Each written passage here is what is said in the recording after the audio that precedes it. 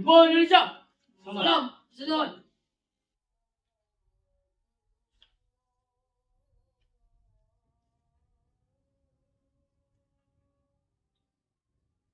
Waya! Ah! Ah! Ah! Waya!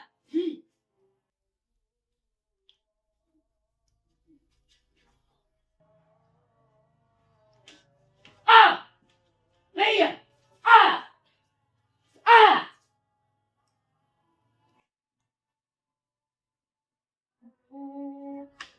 Ah! Oh! Waya!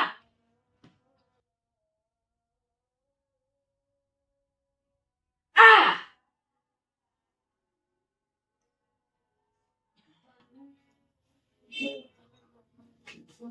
Ah! Ah! Waya! Ah! Ah!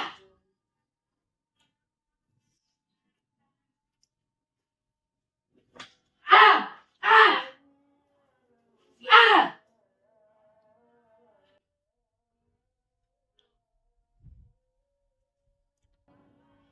Ah!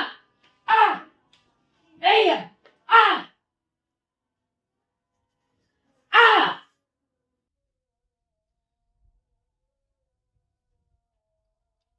Ah! Ah! Ah! Ah! Ah! Ah! Waya! Wah!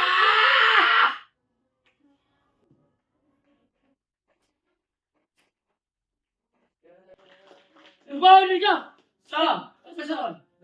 Sahabat cerita RN, kali ini saya Ronald Lebaho, host dari podcast cerita RN, akan bincang-bincang dengan Federasi Kempo Indonesia Sumatera Utara.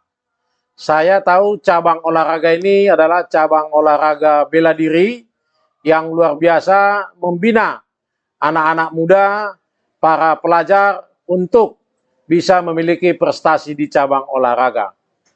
Sebagai sekretaris Federasi Kempo Indonesia Sumatera Utara, bisa Ibu ceritakan seperti apa yang dilaksanakan, yang telah diperoleh, baik prestasi secara nasional, dan saya dengar juga prestasi tingkat internasional yang telah ditorehkan Federasi Kempo Indonesia Cabang Sumatera Utara. Bisa Ibu jelaskan? Terima kasih Pak Ronald. Federasi Kempo Indonesia Provinsi Sumatera Utara telah banyak mengikuti kejuaraan-kejuaraan yang dilakukan oleh kepengurusan pusat, yaitu pada saat tahun 2021, 2022, dan 2023, Sumatera Utara mengirimkan atletnya untuk ikut di dalam kejuaraan dunia, yang salah satunya adalah Saudara Doni Samuel Hareva, yang turun di tahun 2021 dan memperoleh 3 medali emas. Dan Saudara Alif juga memperoleh medali perak. Kemudian di tahun 2023, Saudara Doni kembali kita utus untuk ikut dalam kejuaraan dunia bersama 2 kesatria putri, yaitu Saudara Halimah dan Saudara Lovita Hasibuan. Dan mereka juga menorehkan beberapa medali di dalam kejuaraan di Portugal pada saat itu, di negara Portugal. Dan di masa COVID juga, Sumatera Utara juga ikut serta dalam kejuaraan nasional tanpa tatap muka, yaitu norma baru kejuaraan Kempo. Pada saat itu kita mengikuti setiap tahun kejuaraan nasional, dan tahun 2025 pada saat itu kejuaraan nasional sebentar sudah. dulu Ibu. Kempo melaksanakan kejurnas di masa COVID. Iya, benar. Tidak tatap muka. Tidak tatap muka. Lalu apa yang dipertandingkan kalau tidak tatap muka? Nah, kesatria mengirimkan dalam bentuk video. Oh, yang dikirim video. Video yang memperlihatkan bagaimana kesatria itu bisa menampilkan jurus-jurus atau waza yang sesuai dengan tingkatan dan kelompok umur mereka masing-masing. Nah, itulah yang kita kirimkan ke Itulah yang panitia kejuaraan. dievaluasi Dewan jurinya ya. Benar, benar Pak Oke, Ronald. mantap ini Kempo ini. Ya. Nah, kemudian di tahun 2025 Federasi Kempo Indonesia melakukan kejuaraan nasional dengan tatap muka, yaitu pada saat itu di Jakarta, dan kita juga ikut di dalam kejuaraan tersebut. Yang kemarin Kempo baru ikut Kejurnas katanya di Bali ya. Benar Pak Ronald, kita juga baru pulang. Ya, bisa ceritakan bagaimana prestasi kalian di Kejurnas kemarin? Ada peningkatan, terutama dalam perolehan medalinya, yaitu kita memperoleh 5 medali emas, 7 medali perak, dan 8 medali perunggu. Oke, saya mau tahu nih kesatria-kesatria yang dapat medali emas siapa aja nih? Ada berapa? 5 medali emas ya? 5. Oke, saya mau tahu siapa aja, bisa diceritakan siapa yang dapat medali emas dan apa yang diikutinya? Saya Clarissa Borunababan, saya Embu Putri, usia 10-12 tahun, saya dapat medali emas. Ya, siapa lagi dapat medali emas? Saya Cicilia Boru Sinaga, saya Embu Putri umur 10 sampai 12 tahun dan saya mendapatkan medali emas. Luar biasa. Siapa lagi?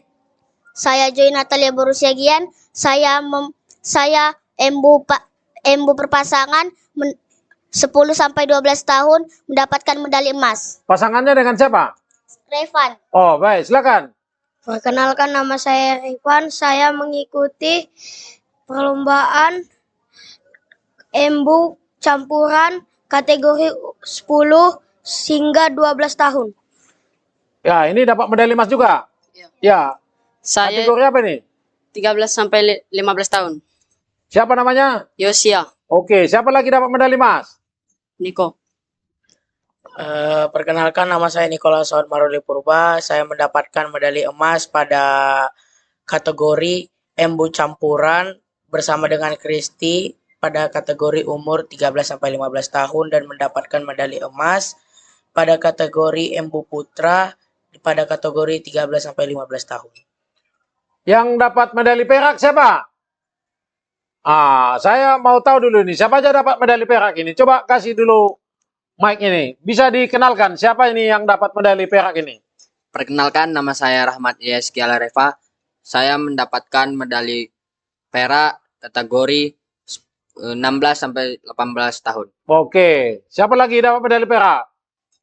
Saya Indah, saya mengikuti kejuaraan kategori beregu putri usia 13-15 tahun mendapatkan medali perak. Medali perak ya, siapa lagi? Saya Kristi, saya mengikuti kejurnas Embu campuran berpasangan dengan Niko, saya mendapatkan emas. Ya, siapa lagi yang dapat medali?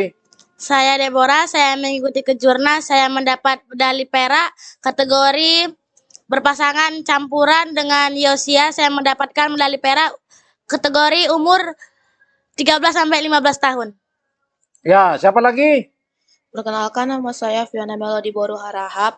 Saya mengikuti kejuaraan di Bali Embu campuran berpasangan bersama pasangan saya JR di kategori umur 16 sampai 18 tahun dan dapat medali perak.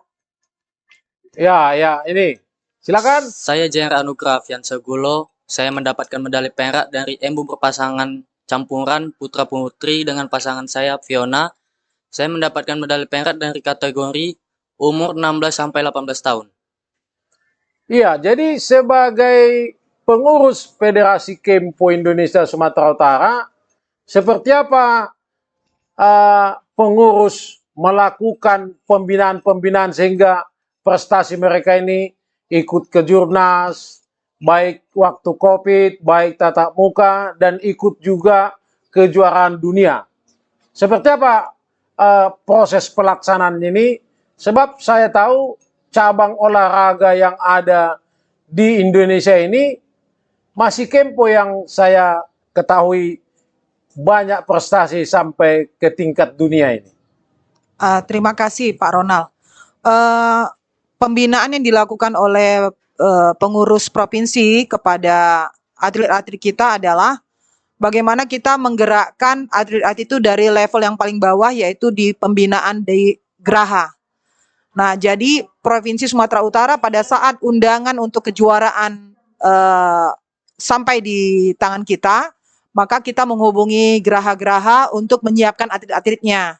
Nah, pada saat direspon oleh Graha-Graha, mereka mendaftarkan anak-anaknya, maka kita seleksi. Dari proses seleksi itulah sampai mengerucut sampai ke TC atau training, pemusatan latihan, kemudian kita kirim ke kejuaraan yang diselenggarakan oleh pengurus pusat. Sekian Pak Ronald. Oke, ini ada orang tua para kesatria ini. Ada 2 orang saya lihat ini. Satu Ibu Boru Tambunan, satu Ibu Boru Sitorus. Sebagai orang tua yang mempercayakan anaknya ikut bergabung di Kempo dan ikut melakukan kejuaraan-kejuaraan, seperti apa Ibu melihat bahwa Kempo ini sebagai tempat untuk pembinaan? Bisa Ibu sampaikan dan ceritakan. Ya. Terima kasih. Saya sebagai orang tua melihat bagaimana FKI sangat memberikan dampak positif kepada anak-anak, yaitu di mana anak-anak yang kita anggap sebagai penerus bangsa, mereka memiliki disiplin yang baik dan karakter yang baik, yang mana dengan karakter yang baik itu menunjang perkembangan pendidikan dan prestasi mereka di olahraga. Dengan adanya kegiatan-kegiatan kejuaraan nasional, tadi diceritakan juga kejuaraan dunia, bagaimana Ibu lihat peran pemerintah terhadap Kempo ini? Ya, ketepatan beberapa kali kejuaraan saya mendampingi anak-anak dan saya lihat peran pemerintah sangat minim atau bisa dikatakan belum ada. Jadi untuk segala pembiayaan yang kami lakukan, yaitu kolaborasi antara orang tua dan pengurus, dan perhatian dari teman-teman kami dan relasi-relasi atau keluarga yang turut membantu. Jadi kalau untuk pemerintah sama sekali belum ada, Pak Ronald. Terima kasih. Kalau dari segi yang namanya latihan, saya mau tahu dulu ini, bagaimana kesatria melakukan latihannya supaya dapat medali emas. Saya mau tahu dulu dari siapa yang dapat medali emas. Dari Niko mungkin, bagaimana Niko bisa mempersiapkan diri sehingga Niko bisa dapat medali emas. Memang kebetulan dapat emas atau memang betul-betul dapat persiapan? Atau memang dilatih sungguh-sungguh, bagaimana? Tentu saja tidak. Kami para kesatria dari Provinsi Sumatera Utara telah melakukan training center atau pemusatan latihan yang dijalani di Graha Prestasi. Ya, tentu saja kami selalu berlatih dengan sungguh-sungguh dan juga kami sudah menganggap latihan itu seperti makan sehari-hari. Oh, luar biasa ya. Coba aplaus dulu untuk Federasi Kempo Indonesia ini. Terakhir ini kepada pengurus Kempo Indonesia Sumut. Saya mau tahu ini, seperti apa ini kolaborasi Kempo, Kadispora Sumut, kemudian KONI. Sumatera Utara ini dari segi cabang olahraga bela diri termasuk terkenal. Ada Kempo, ada Forky, termasuk juga tinju, termasuk juga bela diri yang lain. Bagaimana kolaborasinya yang dijalin oleh Kempo Indonesia dengan pemerintah atau dengan KONI? Terima kasih buat pertanyaannya Pak Ronald. Untuk kolaborasi itu sendiri sampai saat ini secara resmi Federasi Kempo Indonesia belum terdaftar di KONI. Ya. Kalau hubungan kita dengan KONI dan Dispora, kita coba beraudiensi, kita jumpa, kita juga melaporkan setiap kegiatan yang mau kita lakukan ke Dispora, berikut juga ke KONI, dengan harapan kita dapat support dana atau bantuan peralatan. Tapi sampai sekarang kita belum mendapatkan bantuan tersebut, Pak Ronald.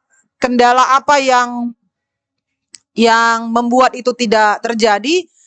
Kalau secara resminya, karena kita belum terdaftar di KONI, Pak Ronald. Kenapa tidak didaftar? Kita sudah berusaha untuk, kalau pengurus pusat sudah melakukan pendekatan-pendekatan dan pemenuhan syarat untuk bisa ikut terdaftar di KONI. Cuman apakah kendala secara detailnya saya juga belum dapat informasi, Pak Ronald. Tapi apa syarat-syarat yang harus dipenuhi oleh Federasi Kempo Indonesia, kita sudah upayakan itu ada, Pak Ronald. Yaitu melakukan kegiatan kejuaraan nasional berturut-turut, dan bukan hanya 1 atau 2 kali, tapi dari sejak Federasi Kempo Indonesia berdiri, kita sudah melakukan kejuaraan nasional berturut-turut ya, dari NBK-KON, yaitu norma baru kejuaraan nasional.